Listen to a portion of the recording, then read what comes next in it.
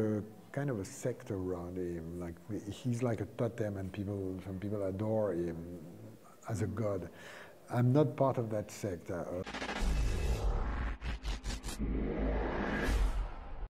O cineasta francês Michel Hazanavicius, vencedor do Oscar pelo filme O Artista de 2012, veio ao Brasil durante o Festival do Rio para promover o seu mais novo trabalho, O Formidável, biografia do cultuado diretor Jean-Luc Godard. O Cinepop teve a oportunidade de conversar um pouco com o diretor, que contou pra gente o que mudou em sua carreira após a grande vitória no prestigiado prêmio do cinema mundial. I don't know exactly how it changed. I think maybe it's now easier for me to raise money for a movie, but anyway, you change in life.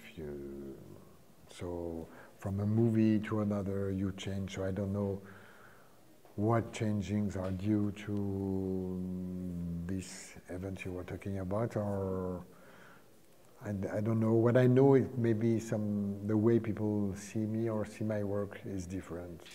Do you think it's easier to get work?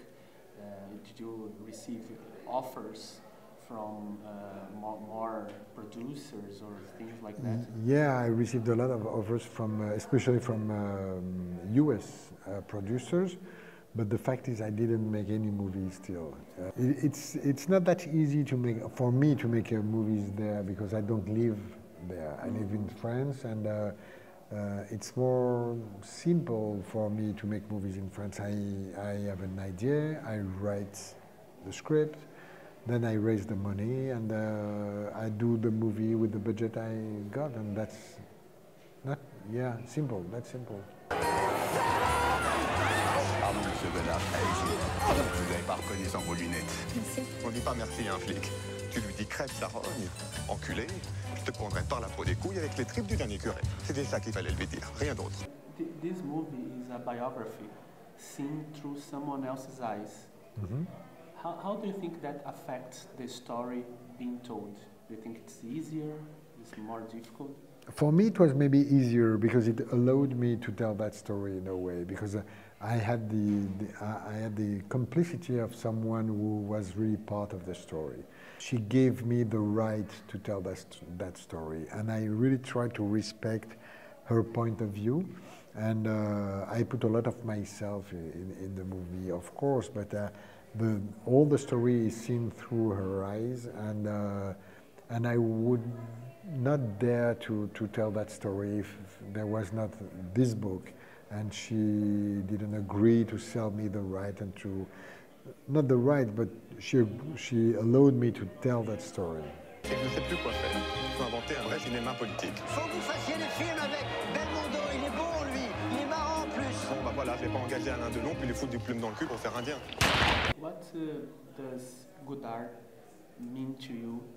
His movies throughout your life, what did it mean to you, him as an artist? Yeah, when you start I've been in art school, and he was one of the few directors that we would study as in an art school, not a cinema school.